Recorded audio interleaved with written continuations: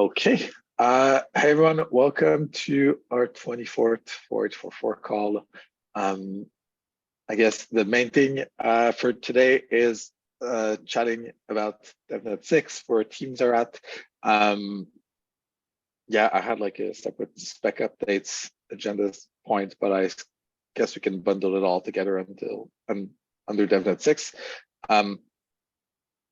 Maybe, yeah, to kick us off, let's just go over any open issues as part of Barnabas's doc. And then we can go over your two PRs, Gajinder, and then any client updates. But I guess, yeah, so the first PR, the big change we agreed to on Awkward Devs last week was updating the blob count to 3 and 6. So I know it was still contentious whether we want to do this on mainnet, but I guess for now, just want to agree that like we are including this in the DevNet. The PR is still open, but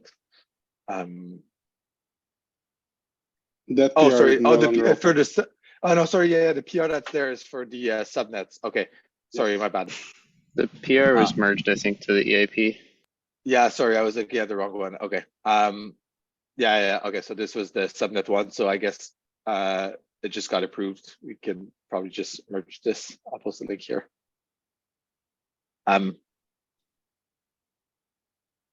So there's that, and then there was another one on for the engine API, which this is DevNet 7. So okay, so that one was the last change, and then 7123, Gajinder, you also posted about this one, but it's merged. What was that one? Sorry. 7123 was just a clarification to how to basically pack the transaction payload in the network payload. So basically, the transaction network payload has 4 items. The first is the normal transaction payload, followed by blobs, commitments, and proof. And that the normal transaction payload is the original payload that was defined on the top of the EIP. So people were getting confused how basically that transaction payload was to be packed, and this EIP just clarifies that.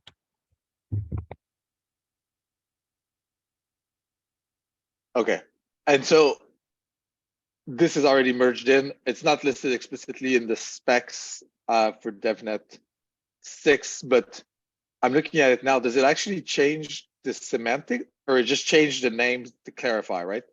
It doesn't change any semantics, Yeah, right? it doesn't change any semantic, and it's just a clarification. Got it. Okay. Okay. I also now included it, so now it's also on the sheet. Awesome. Everything there. Okay, so is there anything we feel is missing from the DevNet 6 spec, aside this PR we just mentioned that's going to get merged?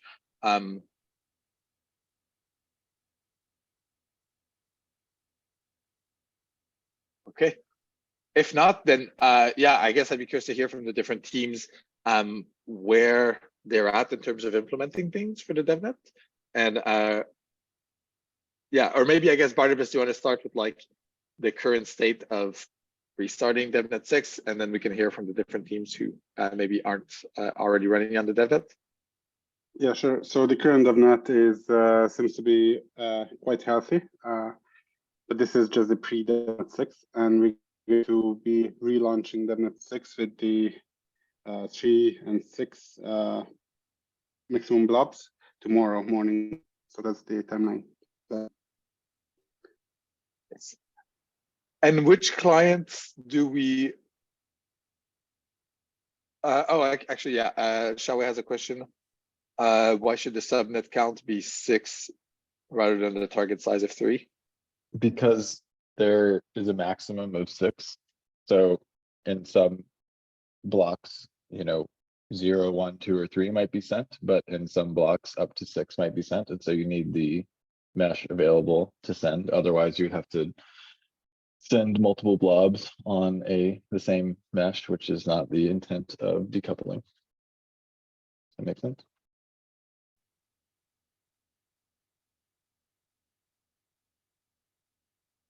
But I have a question. Sorry. Yeah. Yeah. I ahead. have another question, which is why we have to have this constants instead of just use the max blobs per block. Yeah. So we have the analog and attestations, and we, the number of attestation subnets is the same number of committees, but the needs of the consensus protocol might be different than the needs of the mesh. So for example, you can imagine where sending 2 blobs on per subnet actually is the optimal path given the constraints of the mesh, even if you doubled the blob count.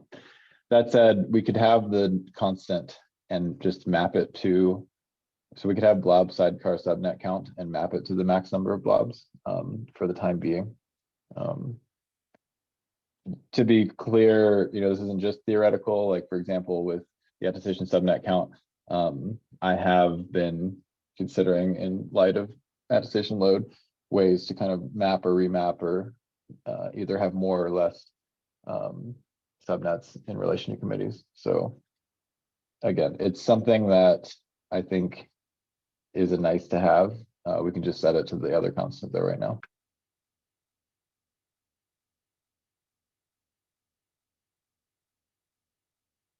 Yeah, and so I feel like it should be a configuration, and we can add the invariant test in the unit test to, if we want to make them the same for a while, then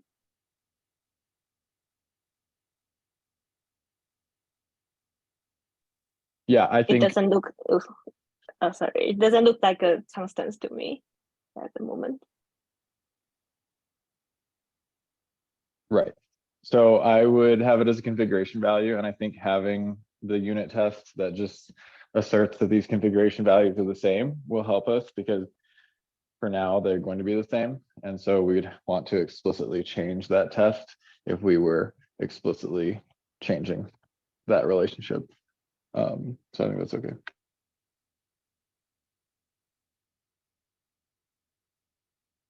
Sounds good to me.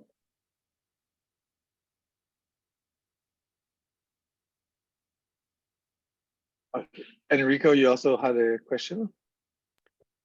Yeah, I was thinking about having those 2 different values was actually for having 2 different parameters to play with. And it's not immediate to me that is currently the right thing to do is rising them in parallel, always having them the same, because maybe the needs of the mesh is a little bit different by just having more blobs on the network. And maybe you want to lower down the bandwidth overhead, but still increasing the blobs. So I was thinking in the beginning that rising the maximum to 6 and leaving the number of subnets to 4 was actually intended. So yeah. So right now that's not intended. So everyone relays all the blobs. So having separate meshes and separate pathways per blob is the default intent, unless we had indication that reusing one of the meshes or reusing some of the meshes for repeat blobs, that made sense. But by default, we want them on separate meshes. So by default, these values will be the same, but having those configuration values slightly separate so that we can adjust them if we want to, I think makes sense. Yeah, just thinking about the edge case where we want to have, let's say, 64 blobs.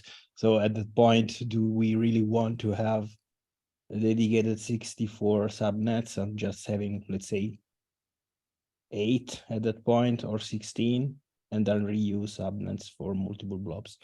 Yeah, and that's why the configuration values are separate so that we can do that.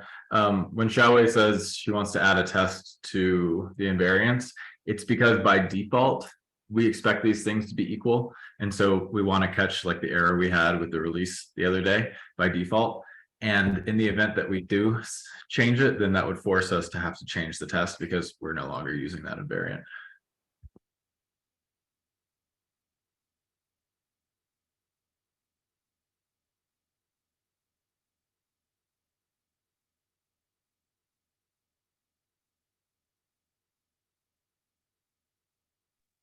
I think we're good on this, Okay. Tim. Yeah. Okay. Xiaowei, do we want to do a hot fix on this release or what? So I I think missed it doesn't. the beginning. Yeah, are we intending to have this on DevNet 6? Yes. Okay. I think it would I make think- sense. Sorry, I think it doesn't change the test vector at all. So we Okay, can cool. have a very quick hot fix. Maybe just include this PI and fork out from master branch. Great. That's cool.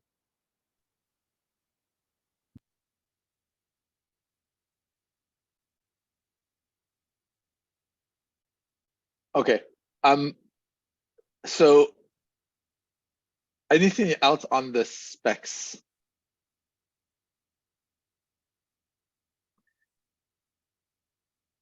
If not, so Barnabas, you shared the fork one for DevNet 6.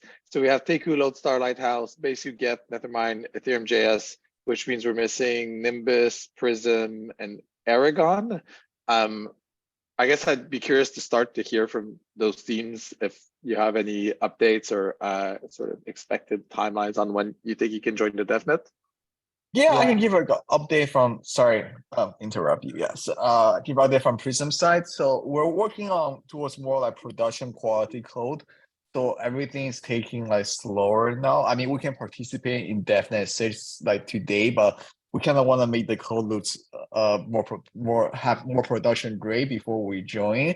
So our timeline, it's like 1 to 2 weeks, but yeah, feel free to start without us. I mean, at the same time, we can also try a hacky branch to join as well. I don't feel very strongly either way. So let me talk to my team and I will get back to you guys. Okay, Barnabas proposed hacky branch. So yeah, we can start on that. Yeah, for Aragon, I haven't had a lot of time to update the fork. However, I am working with others on the, I don't know if Andrew's in the call, to start upstreaming some of that. My goal anyway was to participate with the Aragon team on the mainline branch, if at all possible, but we're a little bit behind on that. Yeah, I am on the call, and yeah, so Roberto and Kairat and myself are working on some bits and pieces. So we still have to switch transactions to RLP, and then also just double check that all the small changes and are implemented and there are no missing bits. I reckon it will take a couple of weeks. Okay. So, and I expect that's probably more like DevNet 7 than that you'd be joining, is that right? Right. Yeah. Cool.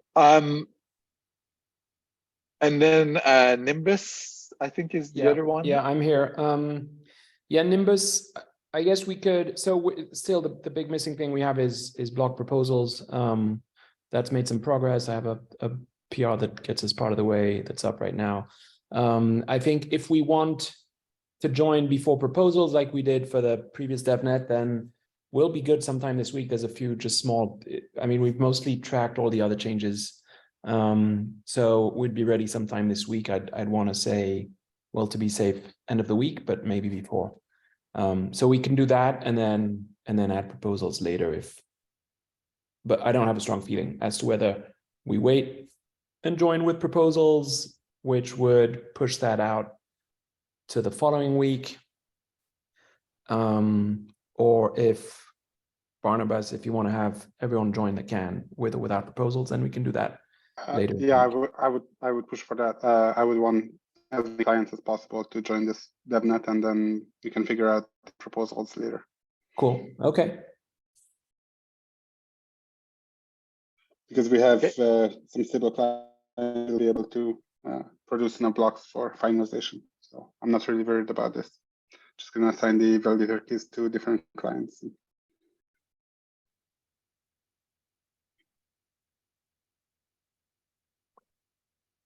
Cool.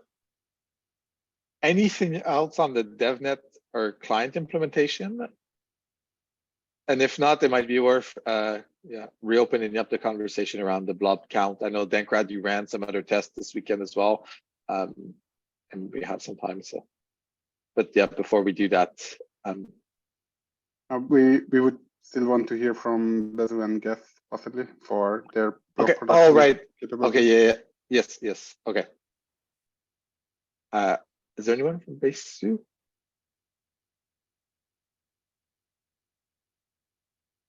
I don't think there's anyone from Besu on.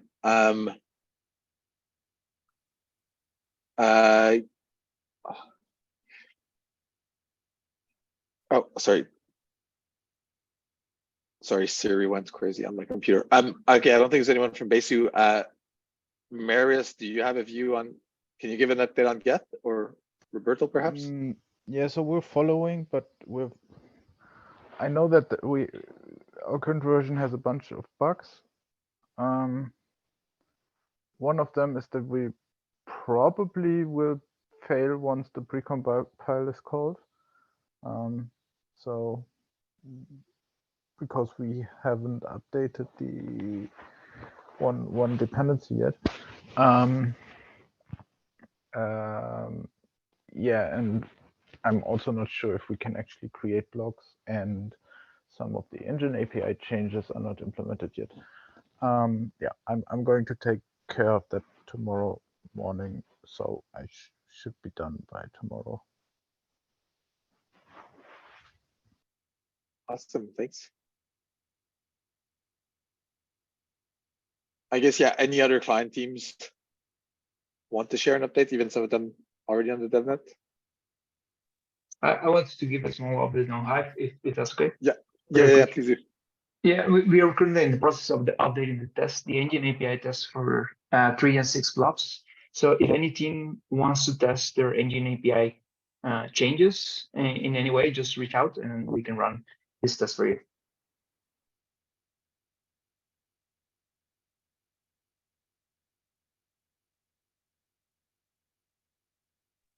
That's it. Okay, nice. And yeah, there's a comment. Nethermind is ready for your next DevNet, or sorry, for the relaunch of V6. Anyone else? Ethereum JS and Lotsa will be ready by tomorrow. We'll give the image to Barnabas. Awesome. Yeah, Lighthouse will be ready by tomorrow too. Teku is ready, just need to update subnet count, should not be a problem.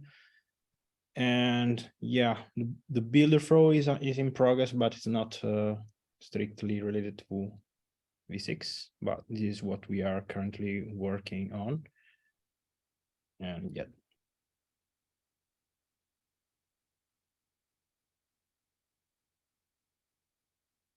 Sounds good.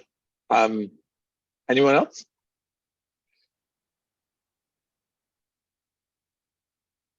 Okay, then I guess maybe for the blob count, Dankrad, do you want to start by giving an overview of like the last set of tests you ran, and then Marius, maybe we can then chat about what you would like to see to be convinced that 3 and 6 is a good target for mainnet, and take it from there.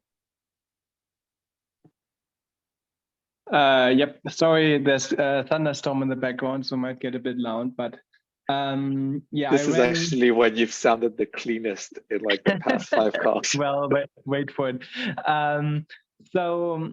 Yeah, I on Alex Stokes' suggestion, I wanted to run more experiments at 768 kilobytes over this weekend. So I did a couple more runs.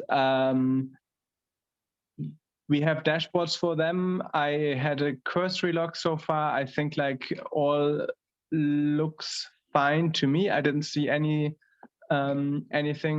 crazy happen. Although what did happen was that unfortunately our endpoints seemed to have synced over the weekend, so they were less reliable.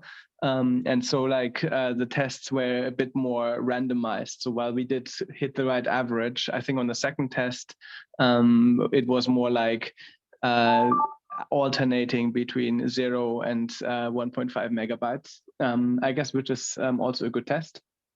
But yeah, looked all okay to me as far as I could see. There are also some tests which I had to interrupt early because they went too crazy again because of the syncing nodes, also with very large blocks.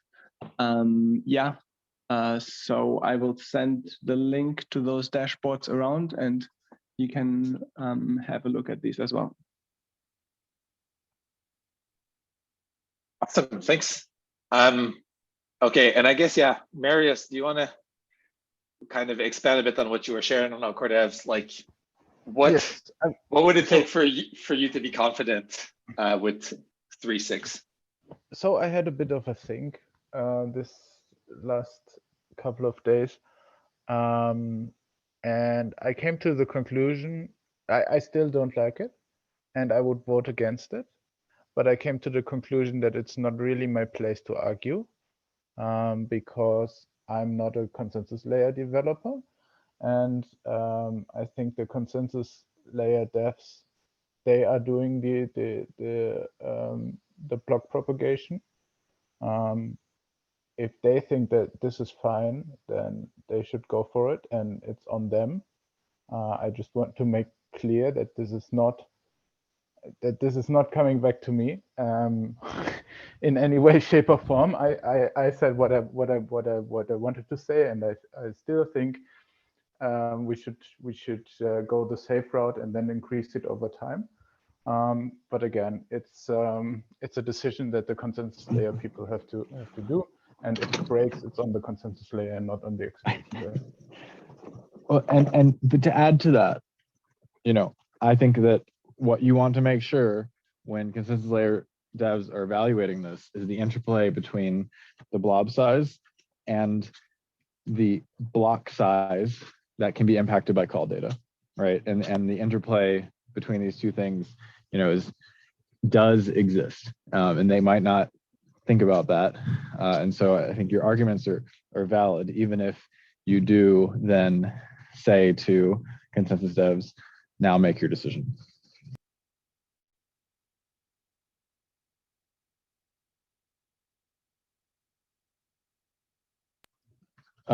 I also, I guess, just to point out, like at least from the last call and subsequent conversations, I don't think the decision has been made by the relevant networking experts at the consensus layer, on the consensus layer. I think they're thinking about the data, thinking about the implications and other things. So I think this should be a continued conversation rather than a fixed point at this point.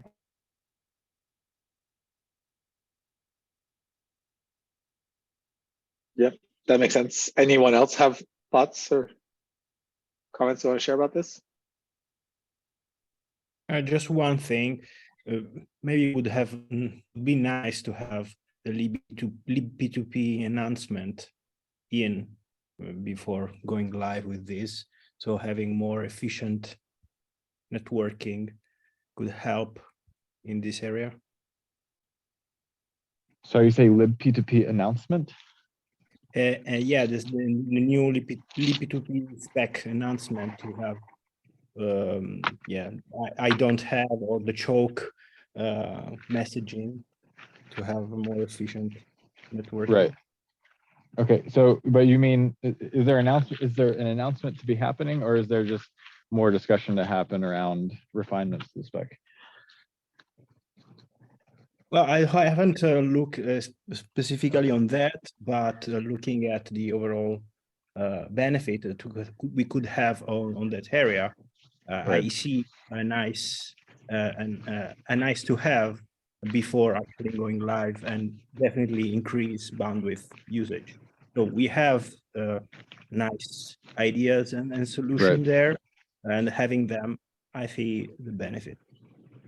Right. So for some context, there is, I guess, a working group of people both on consensus layer teams and some discussion with the broader the P2P community on various spec enhancements and modifications to handle, to try to reduce deduplication, or to do deduplication and a number of other things.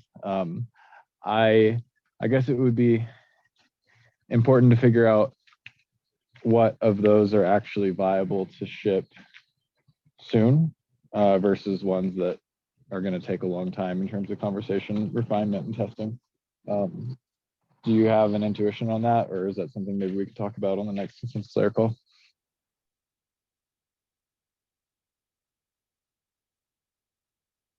Well, not yet at the moment. Definitely something to still discuss. Yeah, I know Anton's working on a doc that compiles all the various things. Yeah. So we should bubble that up once he refines it a bit. Yeah, definitely we rely a lot on Anton because he's on our side, is taking care of that layer on networking. So once everything settled down there, definitely having our networking layer upgraded to reflect those specs changes, and yeah.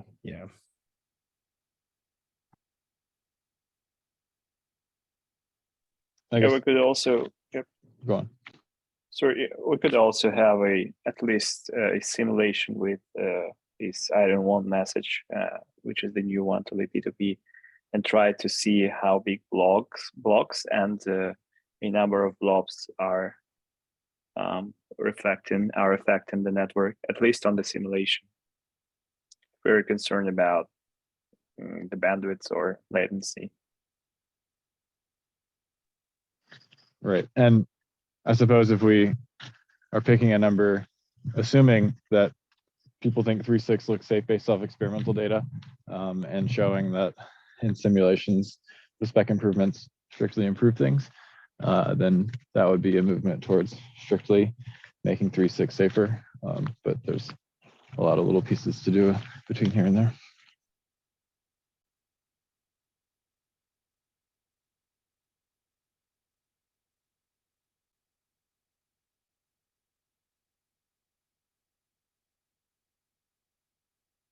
Okay, anything else on the block count? Just another point. Has anyone reached out to Ethereum on ARM, for example, to see if they have data collected for the call data test durations? Because I'd assume the main affected parties are going to be smaller nodes. And I don't think any of the EF nodes were resource constrained in any way. So perhaps it makes sense to also have some insight into their nodes. Yeah, one thing that we do have at least the chain data for is things like attestation correctness, inclusion, etc. So we don't see exactly arrival times, but if we don't see a precipitous dip in correctness and things like that, we know that at least validator nodes we're seeing it on time. But I would certainly be down to talk to them or anyone else that has data. Yep. Main reason is, well, there's two things here. One is that at least according to a lot of stats, solo validators comprise like 10-15% ish of the network, which means even this change would most likely affect that percentage. So even if we do choose 3.6, Right. it's not going to take the network down, but at least in the past, we've always made decisions keeping these 10-15% in mind.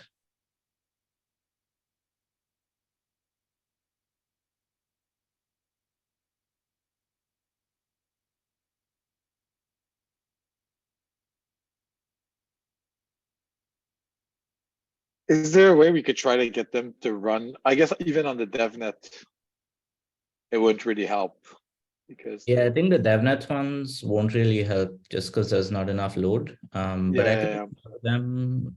They should have some sort of monitoring stack. I can reach out to them and see if we can get the data. yeah, that would be amazing.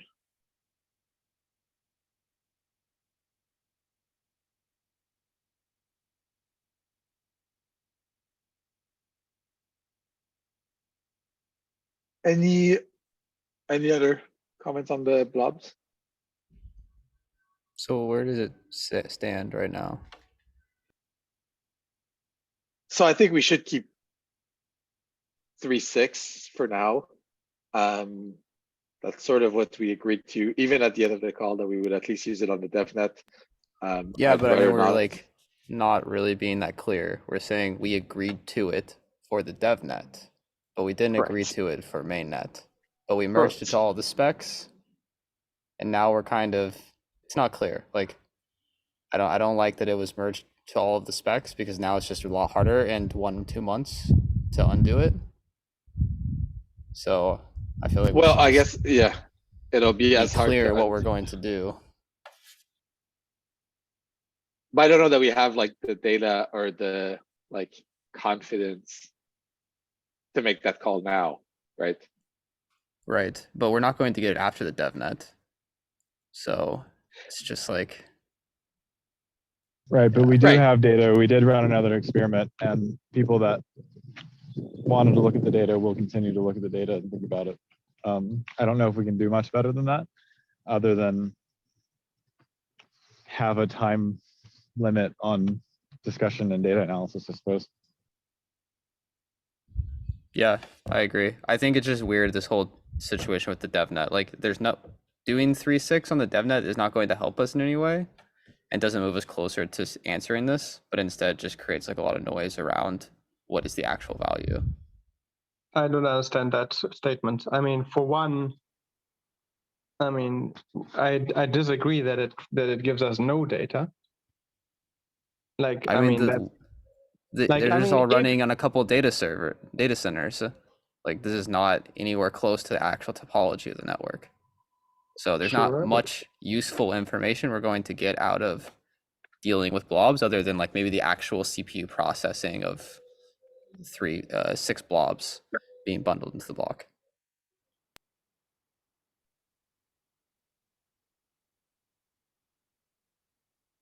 I mean, I disagree that it gives no data.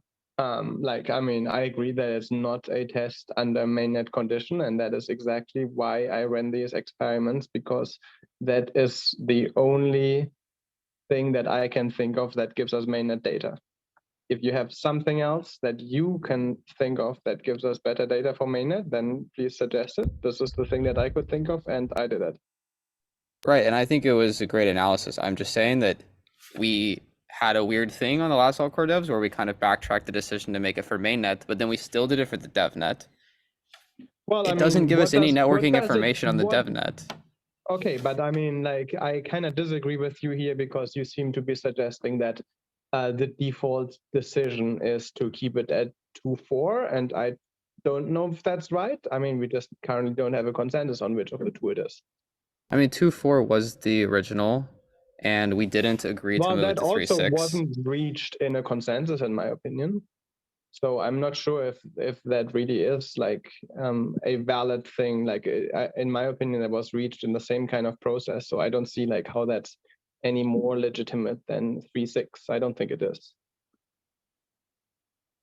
Sure. Okay. Yeah. I mean, 2.4 has been around for a lot longer than 3.6, and this is what people have been expecting. And I think it's a lot less of an increase.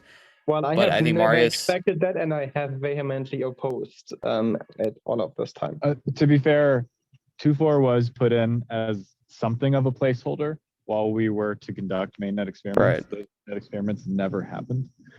So even before the mainnet experiments that Donka just conducted, I was worried if 2.4 was safe. So I feel like now that we have that, and we should be having the conversation as to what the value is, because we failed to have that conversation at the start of the year because we failed to get the data. Yeah, I agree. I mean, Even if we weren't going 3-6, I'd want to be confirming 2-4 right now. right. I agree. I mean, yeah, that's kind of what I'm saying is that we don't have a great idea for either 2-4 or 3-6, but I don't think that we should continue increasing it before like this conversation resolved. So just pushing it forward to 3-6, it's like, why?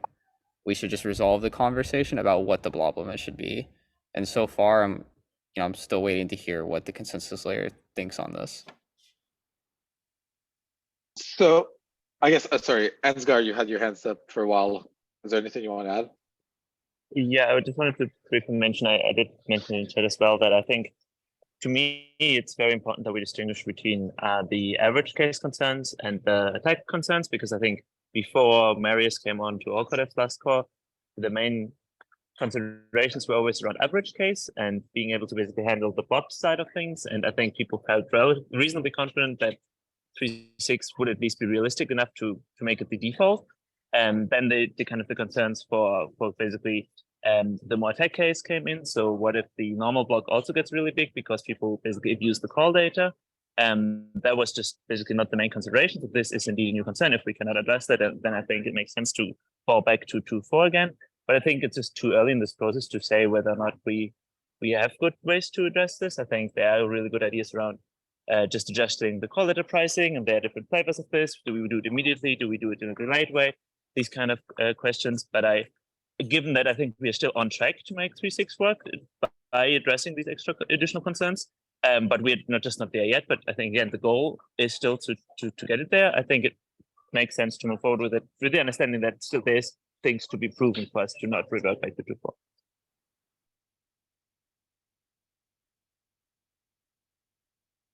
Yeah, I agree. We might figure out something is actually wrong on the DevNet, and that'll be useful data. I guess.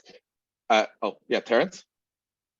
Yeah, I just want to chime in, right? In terms of consensus layer feedback, it's kind of a chicken and egg problem, because like consensus layer cannot give feedback until we run like 3-6 or even higher blobs on like a DevNet, testnet under more stressed environment. The things we kind of worry about the most is when the blob doesn't arrive on the subnet. Then because of that, then we cannot import the blob to ForChoice. Then the node has to manually request the blob by root or something like that. But that's not something we can tell unless we have like a DevNet testnet under like a more stressed environment.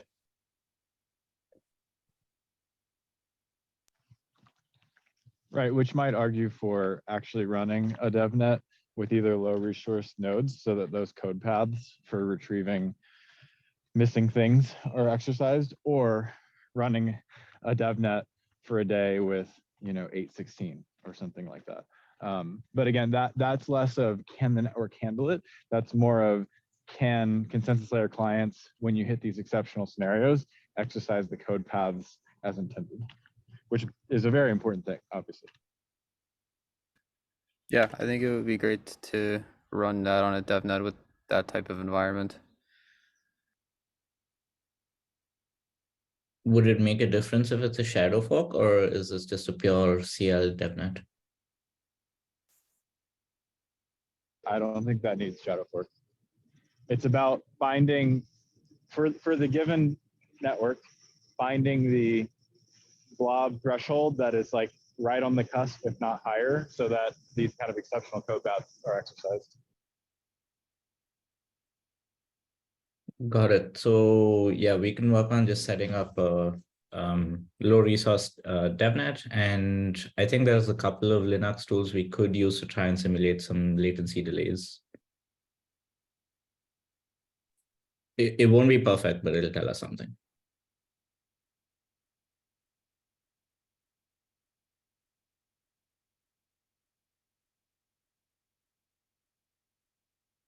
Also, I'd make the case that we should probably use this to find the not just the optimal, but also the highest we're willing to go, and use Gurley/Holsky, whatever testnet exists at the time, as the place we're testing it. Because even though it won't give us the exact same network split as mainnet, it's way better than anything one team can spin up. And if it doesn't work out so well on the test nets, then we could always scale it back down. And we should probably do this earlier in the cycle rather than waiting later on.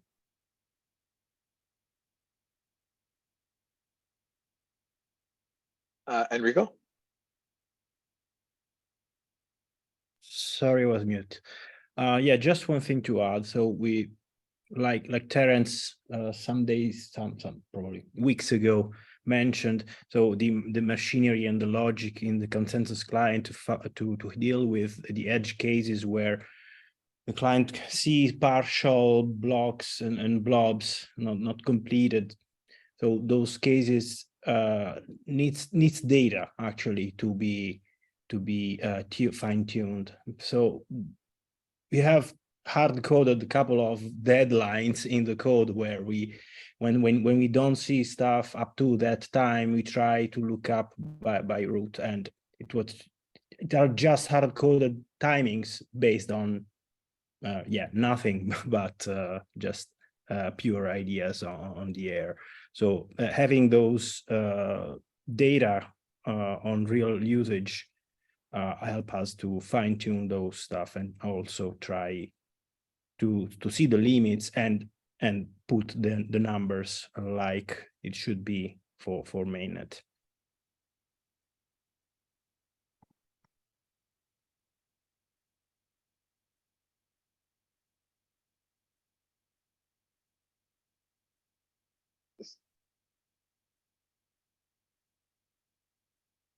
Sorry, yeah, I'm not sure I understand the suggestion. Sorry. Oh, it's just a comment on the, Okay, the needs of data, because right. there are Okay, things yeah, that need to be fine-tuned. Yeah. So there's essentially exceptional code paths for when you don't get the expected data at the expected times. And there's tunings and configurations and different things like that. And if we're running only on dev nets that get everything on time because they're just easy, we're not going to run into those. So regardless of mainnet parameter tuning, we need to be in test environments that have these, push them to exercise these code paths so we can tune, tweak, and make sure they work. Yeah, I think we're all in agreement. Yeah. To be honest, I was looking at the logs during the pre-DevNet 6, and I saw a couple of situations where this exceptional code path has been triggered. So maybe it's easier than we think once numbers goes up. Right. Okay, and there's a comment by Perry that's saying maybe we can also use Goerli as like the actual Goerli fork to test a potentially larger value, but that does seem, it would, yeah. Yeah, it's not something we can do right now, but maybe in a few months where we feel like, okay, we kind of have everything ready for mainnet. The thing that's missing is a true test of knowing which size we're going with. Then we can try the worst case scenario on Goerli, and I mean, it's scheduled for deprecation anyway. I think if we went that route, we'd want to have a clear invalidation criteria. Like, what's the thing that Goerli will show us that we haven't been able to see that we can use to make a decision before running the experiment? Yeah. Yeah. I guess, so Danny, you mentioned a couple minutes ago, like folks are still reviewing the data from the test and like want to look into that more. When do we think we need to have like a high confidence understanding of the data about this? Like, right. So I don't mean to imply we have a low confidence of understanding the data, but we do have new data, and we do have additional people that I want to sit on this, right? Like, there are people that I think have high confidence, but there's also a number of just the networking folks across teams that are thinking about it. In terms of when, if on not the consensus layer call this week, but in plus 2 weeks from then, like people, if they have concerns, voice them. That would be my preference, because then we also get at least some amount of like DevNet work as well, right? So like if Enrico is seeing lots of these, what we think are exceptional code paths exercised over on DevNet 6, you know, that's also going to give us information. So I really think that plus 2 weeks from this Thursday, you know, we should be able to bubble up most of the concerns from the data that we do have. Yeah, I think that's like a reasonable timeline. Anyone have thoughts, concerns about this?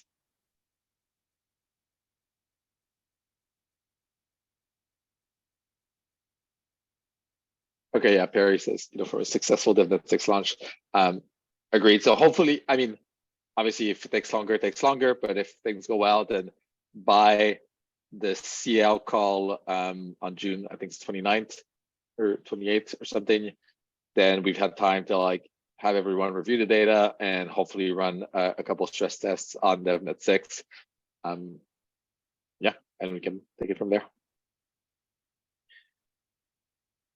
Anything else in general on 4844 before we wrap up?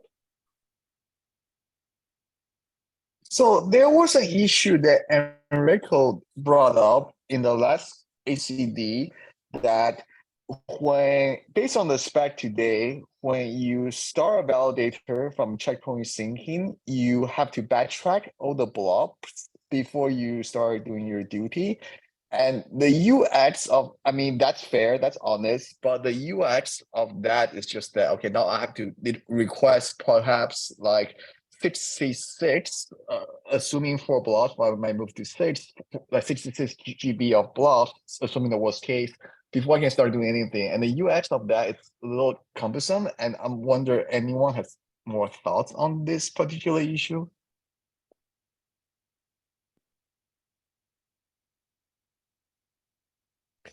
Yeah, my thought was that, yeah, definitely from the UX perspective is a step backward, because now the user are used to do the checkpoint sync, and then in just a couple of minutes, you can start doing stuff.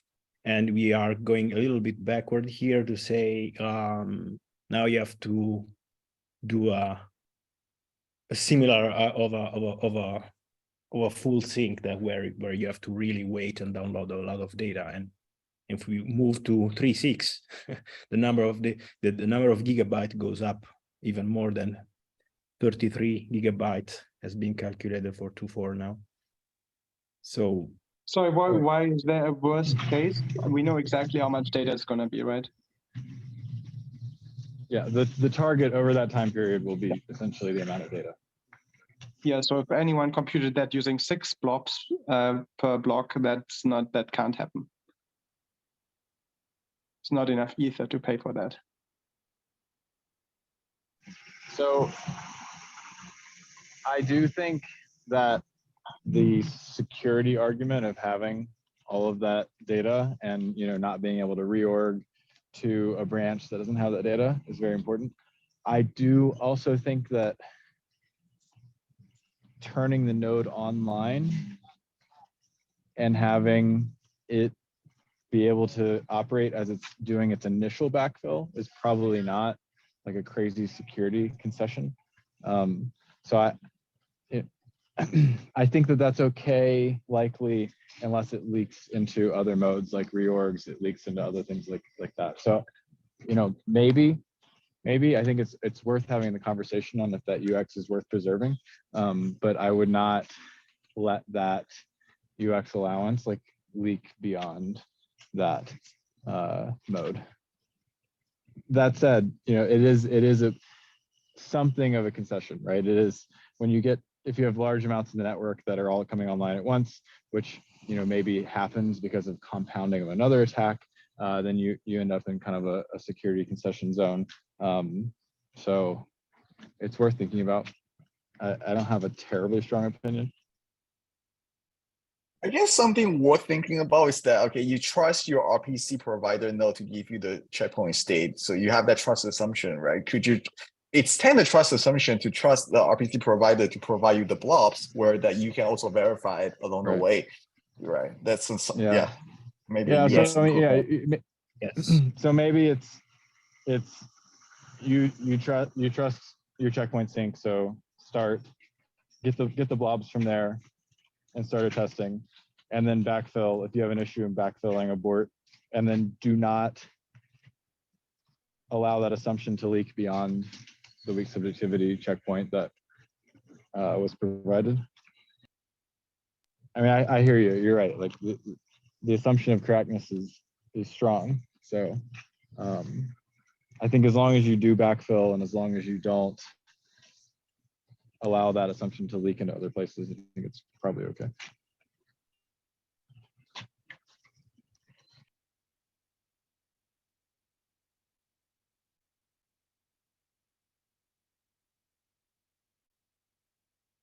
Okay. Anything else? Just a clarification question. Does the CL send the EL the fork choice update before the blob data is done being fetched during checkpoint sync? Or does it wait for having all the blob data before it sends the fork choice update? Because the EL won't start syncing until it sees the fork choice update. It would wait till it has all the blob data to send the fork choice update. Yeah, the block needs to be fully imported, so you have to have validated all the blobs to send for choice. Okay, but that's definitely going to increase sync times by a decent bit, because we're going to have to get to checkpoint sync state, then download 60-ish gigs of data, and only then will the EL start downloading its couple hundred gigs of data.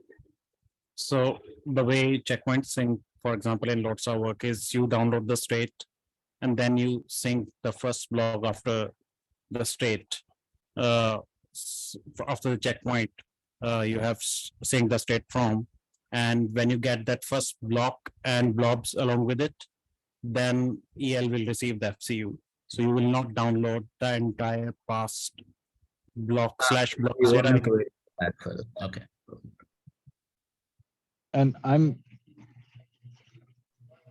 pretty confident that like if you say had a weak subjectivity state checkpoint sync from 2 days ago, sync forward to head and have the blobs from that point and send your fork choice updated, that you're in a pretty good state and you're not really in a degraded security mode. You should still backfill because that's the honest behavior of a network node.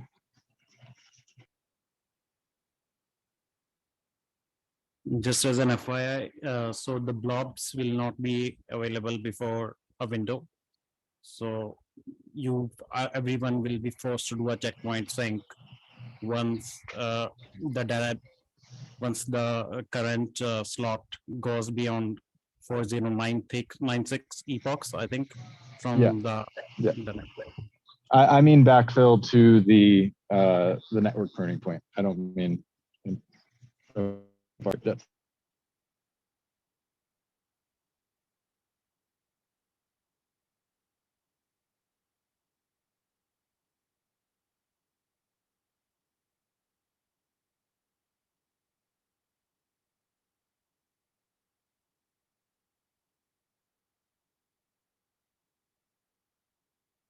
Okay.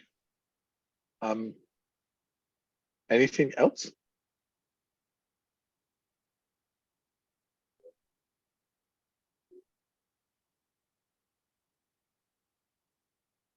Okay, well, thanks everyone. Yeah, talk to you all on the CL call later this week. And yeah, let's get the DevNet 6 up. Talk soon.